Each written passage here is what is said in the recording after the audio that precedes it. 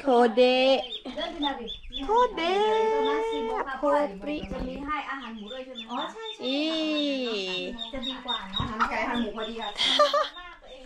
แต่ โค เริ่ม เด เป็นอะไรเนาะ โคเดเลยเดบุ คือแอปตะกรวดใช้เนี่ยแหละค่ะ ข้อซ่าเนาะได้ใคร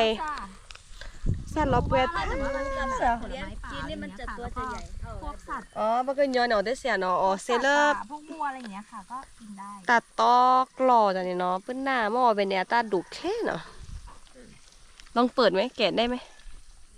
อ๋อเสียจะแหวนสิใหญ่อะทุบัดดงเลยไปใส่เราเปิดทะตะโกนอะเชื่อมาแต่เผาที่เผือว่าที่ถวยน้ำพริก4-5รอบ ที่เสเน่ไปแค่แหกกว่าดอก อันนี้เป็นเสือเป็นรู้ ศูนย์การเรียนรู้ที่อะไรหนอนี่อะไรหนอ ของแม่ โอ้โห อันนี้ก็ จะกันดีกว่านะละชอหนอชอดีชอ เราก็มาจากพระคัมภีร์อพยพบทที่10ข้อ15ชอเปรทัดชอดีหนอดูชอดีไก่ไข่นะคะดูกรอบป้อบอกว่าชอซูเลโบนดาสิญาหรอซูเลโบนเนาะแค่นี้ ยานะคะสำหรับ อาแกก็ซี่เนาะดับเบิลแหว คนก็ใช้ได้ค่ะ แต่ว่าต้องใช้ในปริมาณที่จำกัด เม ซูเดโบ นาว่าซูเลโบส่วนตอนเลิศตะโพคาเมื่อบัดที่บัดโดมีเนาะบัดส่วนตะแค่เนาะเปย์อ๋อจ้ะเนาะอ่ะพี่เขาข้อบัดที่บัดโดนเนาะไม่เปย์แล้วซูเลโบแค่ดื้ออ่ะตาบล้าเนาะไม่จ้ะปะก็ย้อนในส่วนเซ่แต่แบบก็บัดส่วนเราเลิกพอประมาณเนาะส่วนเมื่อส่วนอาตเลนติเกมส่วนแพ้เกลือสันนิมอส่วนเซ่เนาะซูเลโบอีซูเลโบอะไรมาเซ่เนาะทุกปะท้อก็แล้วกว่าดอกดีๆเนาะแต่เนี่ยให้กว่าดอกตาละน้องม่วนโมโอลาตูสกอค่ะเราไปแก้พ่อมันสระมือชี้อะขี้เนาะทอเนาะสระมือ อันนี้เพาะอะไร ทอทอโพ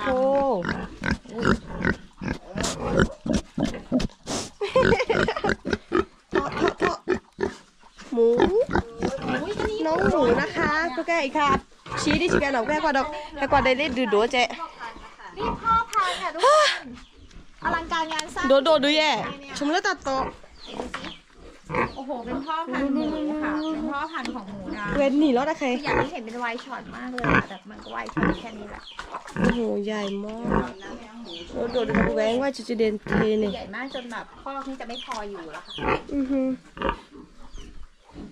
โดดด้วย อุ้ยมีหมูอันนี้ด้วยนะ โอ้ดิฉันไม่ดีเนาะ อาบได้มันชอบ เลิกดีแต่ดื้อ มันชอบเลยนะคะมันชอบไปอาบน้ำ สกวิดตัดเลยแค่เนาะแค่กว่าดอลลี่แค่กว่าดอลลี่ดูอากวาซูเนาะโกคือทอดกุ๊กอีกขนาดลายซะเลยดันเล่นเนาะว้าอะเควสเนาะเนี่ยอันนั้นจีอะเกียวเนี่ยฉันเอาไปชิคแล้วกลัวเลยแบบเดี๋ยวอันนั้นเกียร์จีทอดแล้วปลอบุเด้อเกิดอะไรแบบสกุยเนี่ยพูเนี่ยคุยแล้วแล้วแต่ปลอบุป้าแก้กว่านี้เราโอ้ดีเนาะนะปุ๊บเว้ย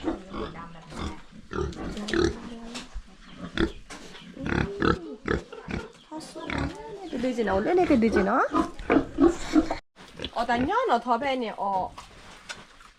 งานละเนี่ยอ๋อจีหน่อยร้อนไหมคะ นี่ค่ะร้อนมากๆเลยค่ะนี้นี่เลยค่ะมาดูน้องหมูนะคะกินทุกอย่างกินง่ายอยู่ง่าย กินแม้กระทั่ง ใบกล้วยก็กินอะไรอย่างงี้แต่ว่าเสียงดังไม่ได้นะคะ ถ้าเสียงดังปุ๊บคือกระโดดออกคอกไปเลยค่ะ เลยจ้าเซดโดดเสียดอทอกแล้วพุสเต้เนาะดอกบัวพุสเต้มันเซดวันโดชิกระดึกเคยเราเพาะแล้วตับลงไปนี่แล้วเนาะถ้าไม่ชิมมันลอยอ่ะตาอ่อนเนาะ คือไอ้นี่ใครยาก็กิน ออกแค่เลอะ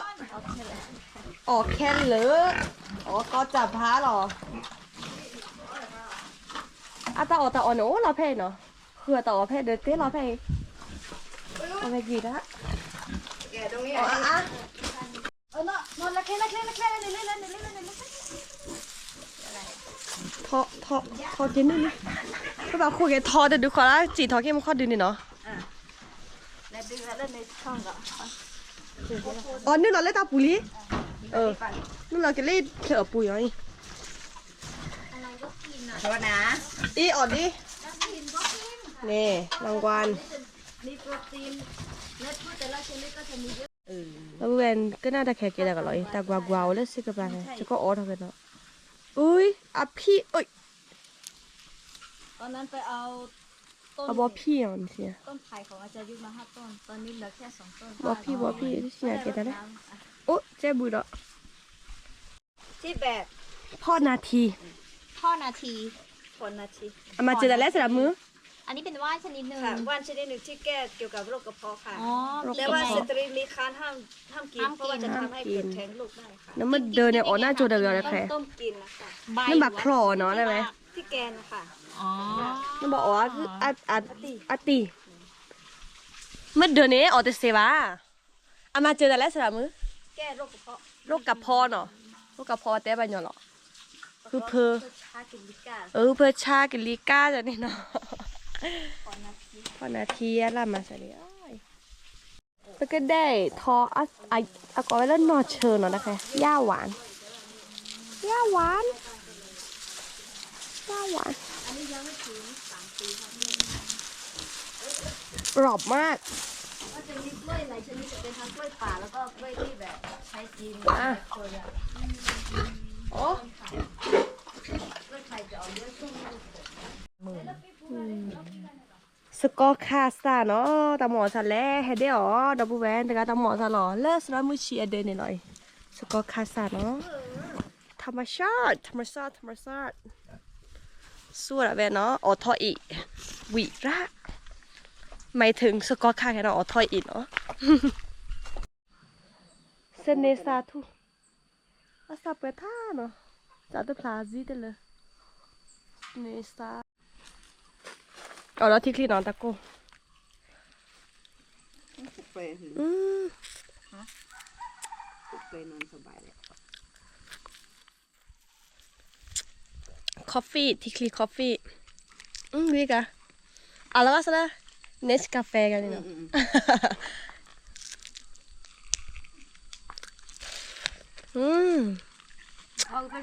วิละพอได้ใช่เป็นเนื้อสัตว์อาจจะต้องหมดสักขนาดมันชาคอลาโกดแล้วก็ที่คลีว้าเฮ้ยตาอยู่ข้อเสีย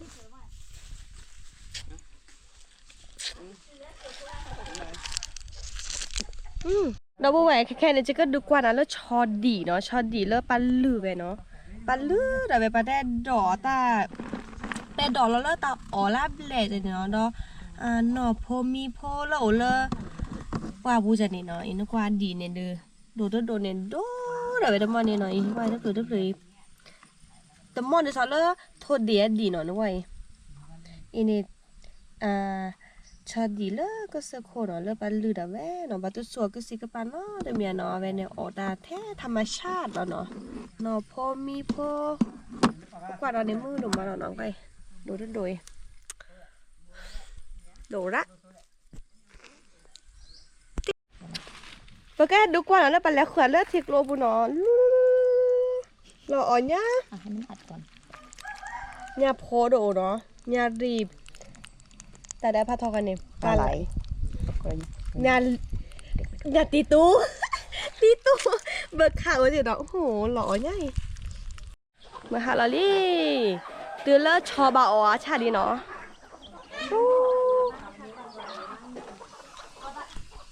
ชีพอ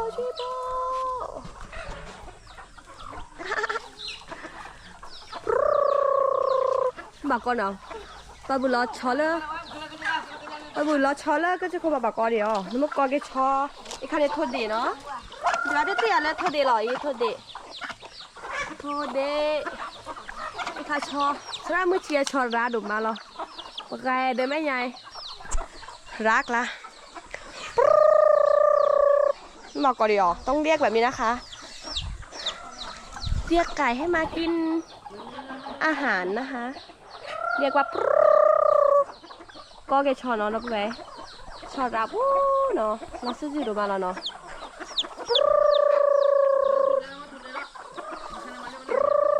ชอรารา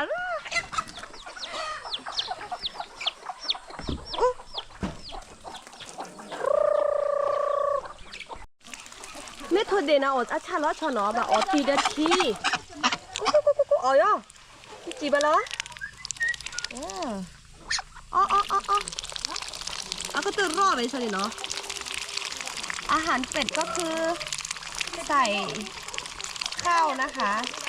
ข้าวเปลือกนะคะแล้วก็ใส่น้ำนะคะ